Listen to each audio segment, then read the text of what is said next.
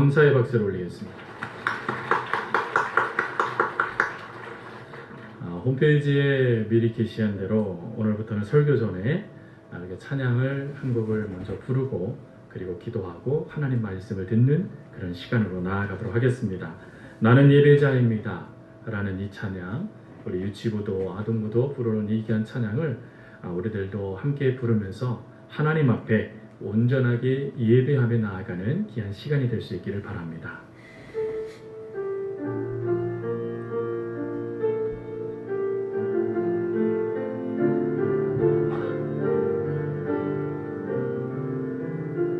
함께 찬양합니다. 나는 하나님을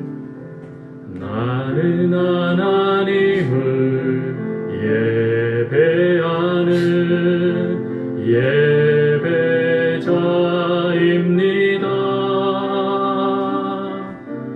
내가 서 있는 곳 어디서나 하나님을 예배합니다. 내 영혼 거룩한 은혜를 향하여 내 마음 완전한 하나님 향하여 이곳에서 바로 이 시간 하나님을 예배합니다.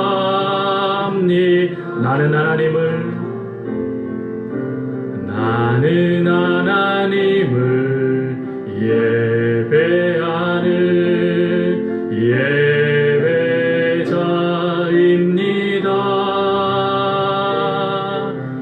내가 서 있는 곳 어디서나 하나님을 예배합니다. 내 영혼 거룩한 은혜를 향하여 내 마음 완전한 하나님 향하여 이곳에서 바로 이 시간 하나님을 예배합니다. 아멘.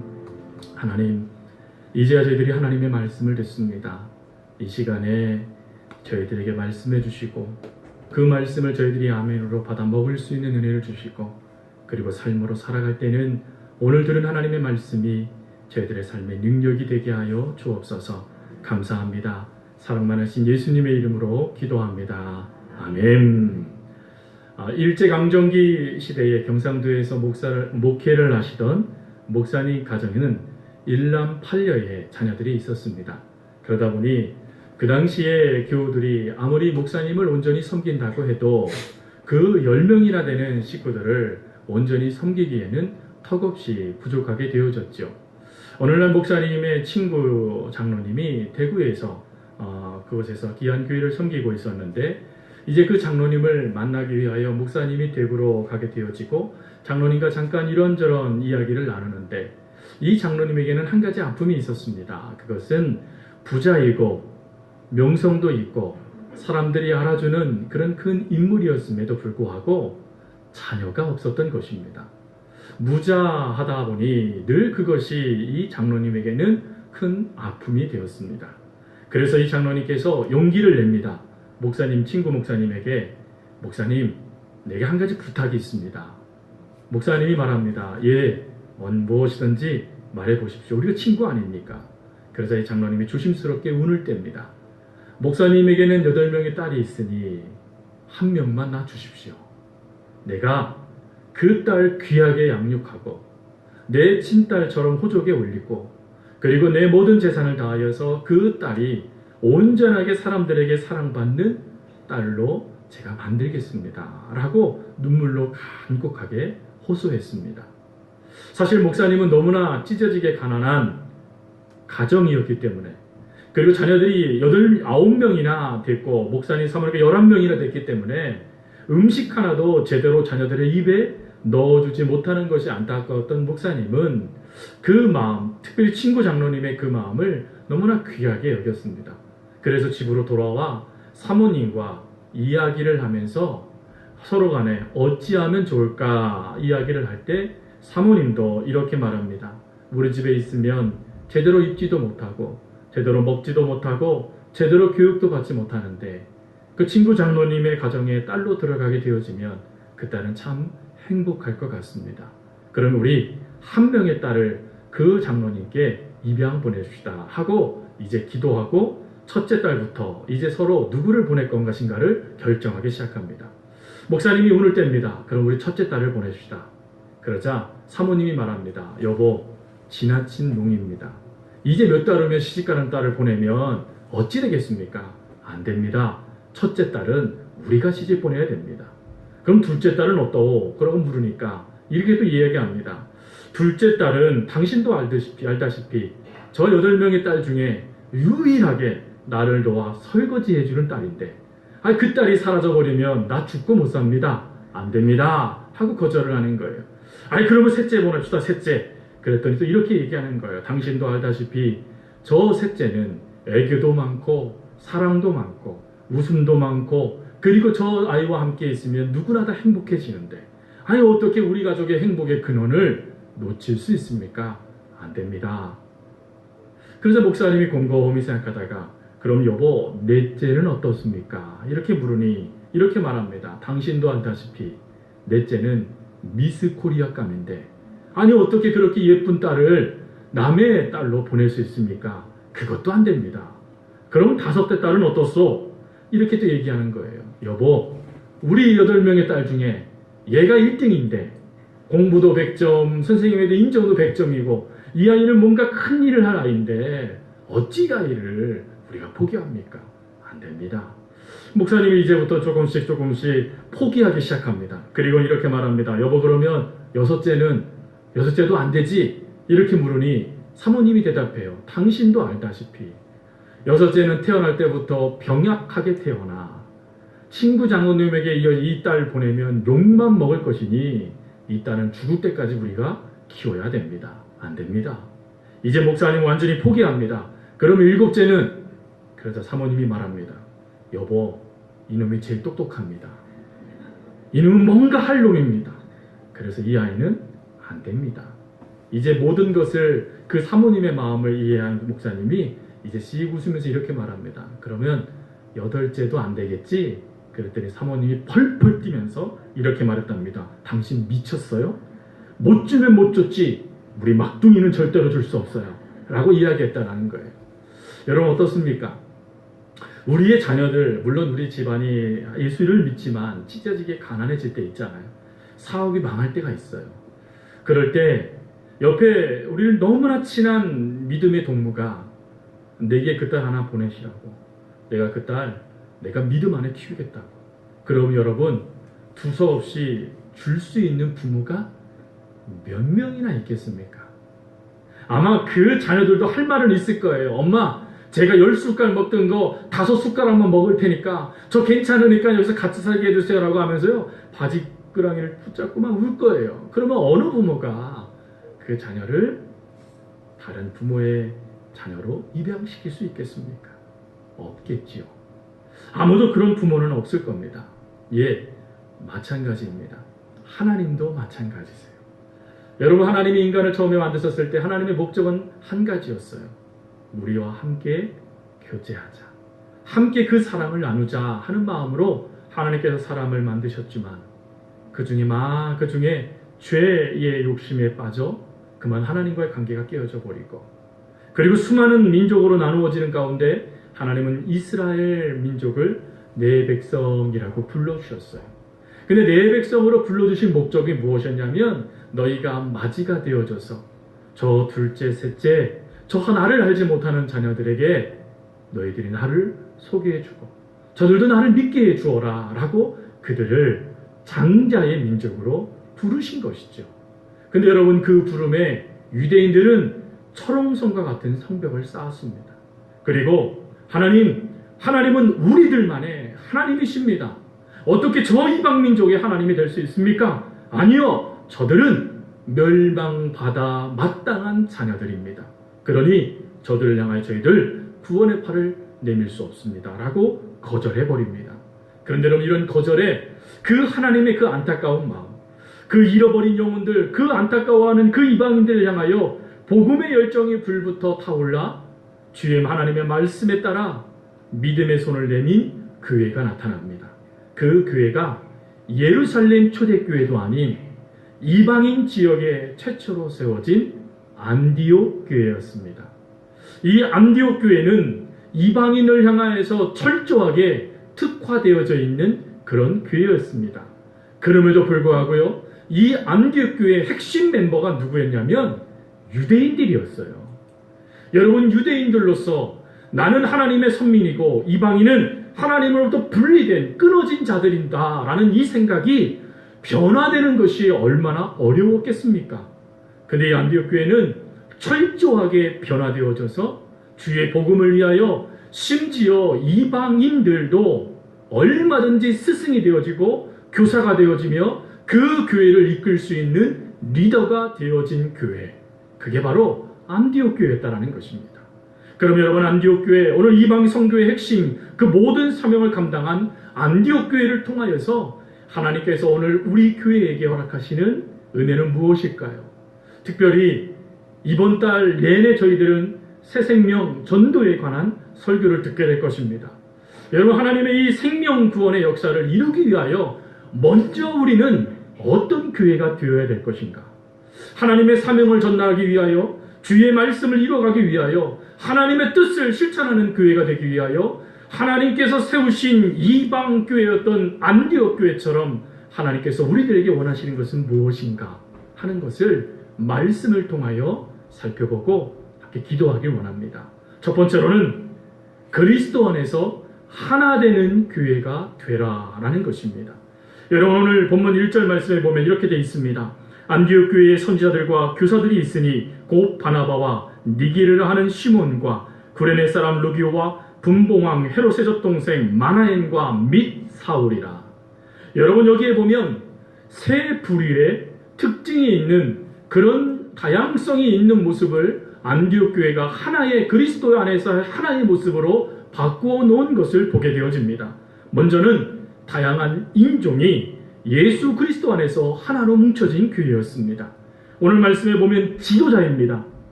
하나님의 선지자, 교사인 사람 중에 누가 있냐면 니게르라 하는 시몬이 있다라고 말합니다.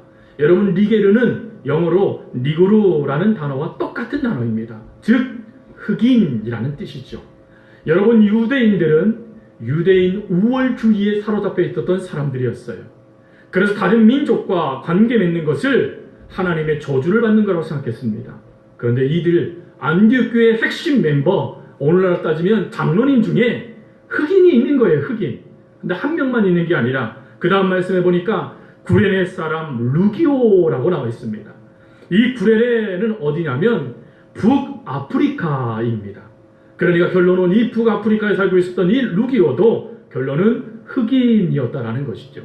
여러분, 이 흑인 두 사람이 교회에서, 안디옥에서 교사, 하나님의 말씀을 가르치는 리더였다라는 것입니다.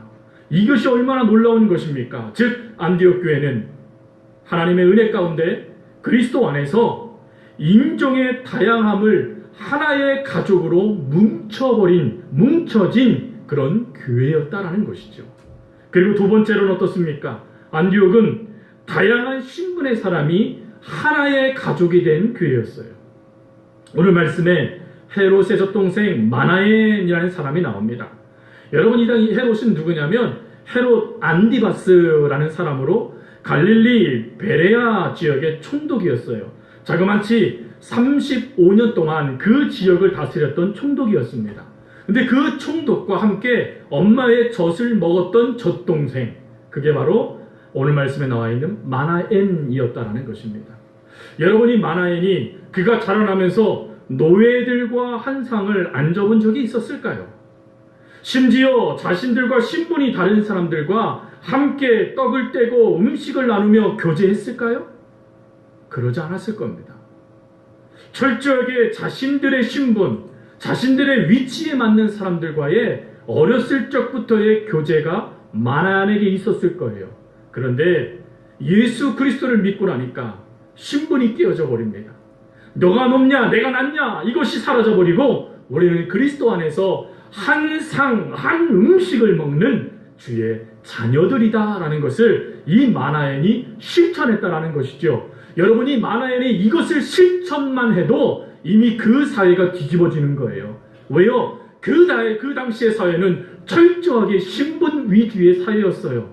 근데 그 신분을 깨트려 버렸으니 얼마나 그 사람들에게 놀라움을 주고 얼마나 그 당시 사람들에게 충격을 주었을까요? 그런데 그가 거기서 머물지 않고 주의 복음을 전하는 교사였다라는 것입니다. 그리고 또 하나가 있습니다. 이 안디옥 교회의 특징은 온전히 좋은 하나님의 일꾼들을 선출하여 세울 줄 아는 교회였다라는 것이죠. 여러분 오늘 이 말씀 가운데 바나바라는 사람이 나옵니다. 바나바는 연장자입니다. 이들 중에 가장 제일 나이가 많은 연장자예요. 그런데 이 바나바에 대해서 사도행전 11장 24절 말씀에 보니까 이렇게 기록합니다. 착한 사람이요 성령과 믿음이 충만한 자다. 즉 하나님 마음에도 합하고 사람들에게도 인정받는 리더를 세울 줄 아는 안목이 있었던 교회, 그게 안디옥 교회였다는 거예요. 더군다나 여러분 사울이라고 불리는 바울은 어떻습니까? 여러분 바울은 하나님의 복음을 위하여 특화된 그가 하나님의 부름을 받을 때부터 이방인의 사도로 불림받은 아주 귀한 믿음의 사람이었어요. 근데 그 믿음의 사람을 믿어주고 세워주며 파송해주고 함께 협력한 교회가 바로 안디옥 교회였다는 것입니다. 여러분 여기까지만 살펴봐도 이 안디옥 교회는 참 대단한 교회라는 것을 알 수 있습니다.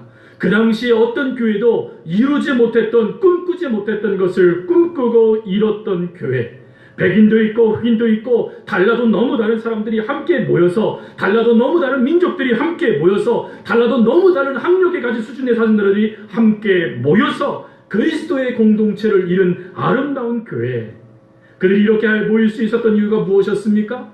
사도행전 11절 말씀해 보니까 이 안디옥 교회가 두 가지를 힘썼어요. 하나는 무엇이냐면 하나님의 말씀에 훈련 받기를 힘썼습니다. 그리고 두 번째가 하나님의 말씀에 주의 제자가 되는 양육자들이 이곳에 많았다라는 것입니다.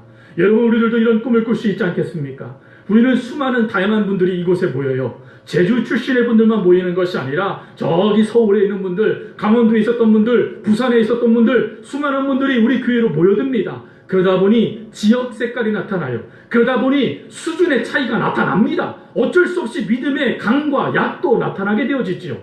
그런데 여러분 그 모든 것들을 하나님의 말씀을 배움으로 다듬는 거예요.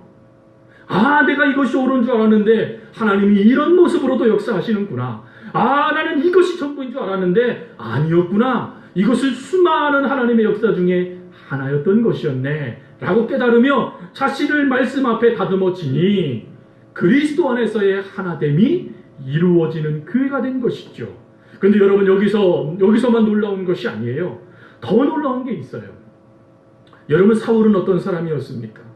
그가 이방인의 사도였고 하나님의 부름에 따라 세 차례에 걸쳐서 주의 복음을 전하는 선지자 중에 선지자였어요.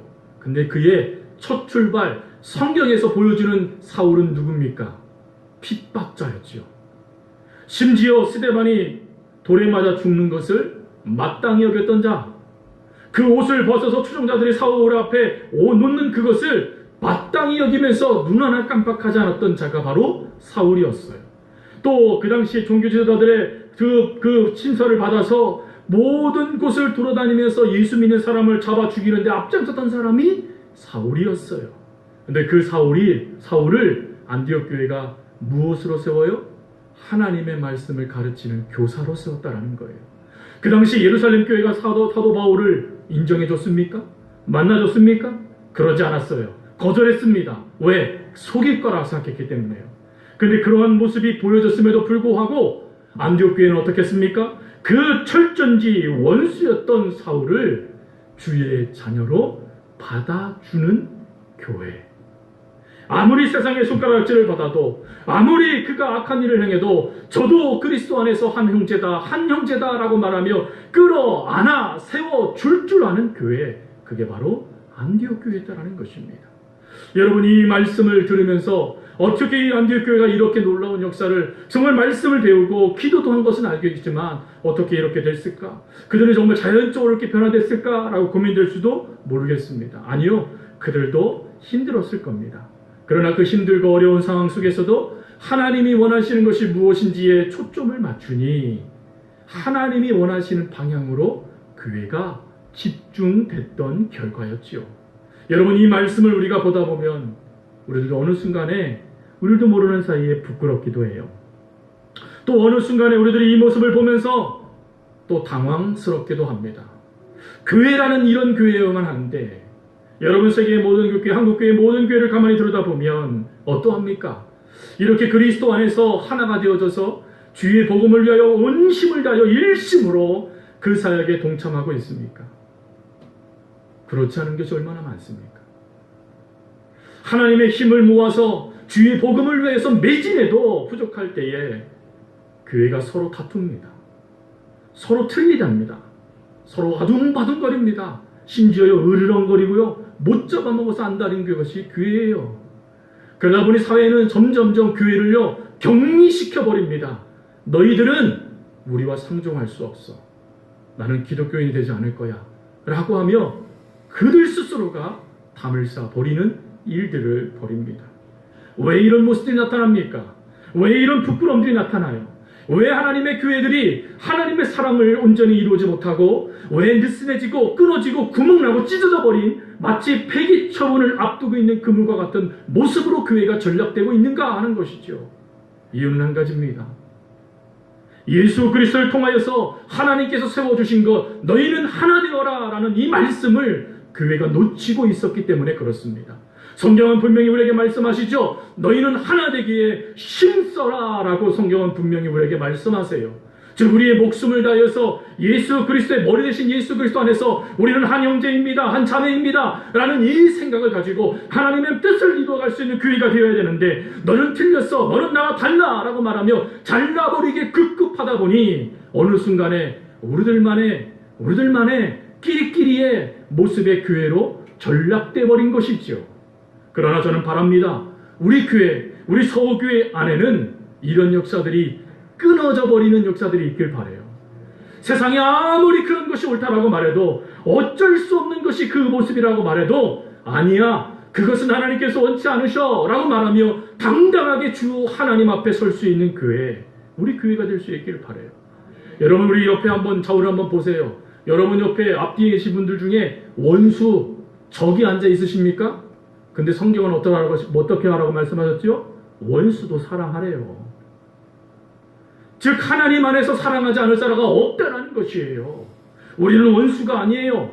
서로 으르렁거리고 싸워야 될 적이 아니에요. 내가 저 사람을 죽여야지만 내가 살 수 있어 라고 말하는 그런 공동체가 아니에요.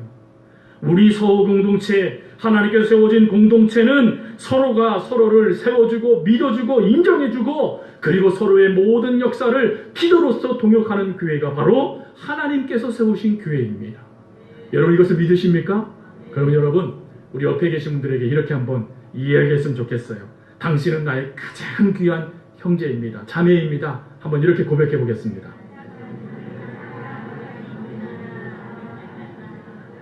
믿으시죠? 근데 마음에 안 들어요. 마음에 안 들어가지고 미워 죽겠어요. 그렇다고 다른 사람에게 이야기하면 내 얼굴에 침 뱉는 거예요. 근데 내 얼굴에 침만 뱉으면 괜찮아요. 하나님 얼굴에 침이 뱉어지는 거예요. 우리는 그걸 두려워해야 돼요. 안디옥 교회가 이렇게 그리스도 안에서 하나 될 수 있었던 것은 철저하게 주님은 어떻게 하셨을까를 고민하는 교회였다라는 것입니다. 이게 교회의 생명이죠. 여러분 저희 교회가 그런 교회 되길 바랍니다. 민족이 다를 수도 있어요. 여러분 과거가 아름답지 못한 성도가 있을 수도 있어요. 언제 터질지 모르는 화산과 같은 성도도 있어요. 여러분 안타깝게도요 너무 기가 얇아가지고 너무 쉽게 픽픽 삐지는 분들도 계세요. 어쩌겠어요. 하나님이 가족이라고 묶어주셨는데 우리가 해야 될 일은 뭐예요? 하나 되게 힘쓰는 거예요. 격려해 주는 거예요. 붙잡아 주는 거예요. 믿어주는 거예요. 여러분 세상에서 우리를 얼마나 많이 안 믿습니까? 그래도 우리를 믿어주는 거예요. 당신은 주님 안에서 모든 걸 할 수 있어 라고 믿어주며 기도해 주는 것입니다. 그런 아름다운 공동체가 먼저 되어야 비로소 주의 복음이 확장될 줄 믿습니다. 그리고 두 번째가 있습니다. 이 안디옥교회의 가장 중요한 두 번째 특징은 무엇이냐면 성령님께 집중하는 교회였다라는 것입니다. 여러분 2절 말씀 우리 같이 한번 읽겠습니다. 2절 같이 읽겠습니다. 시작. 주를 섬겨 금식할 때에 성령이 이르시되 내가 불러 시키는 일을 위하여 바나바와 사울을 따로 세우라 하시니. 아멘. 금식하여 기도하고 있는데 하나님 성령님께서 갑작스럽게 명령 하나를 주세요. 그게 뭐냐면 바울과 바나바를 구분시켜라 라는 것입니다. 이게 쉬운 일일까요? 여러분 이 당시에 안디옥 교회는 정말 하나님께서 세우신 이 5명의 선지자들과 교사들을 통하여서 든든하게 세워져 가던 시절이었습니다.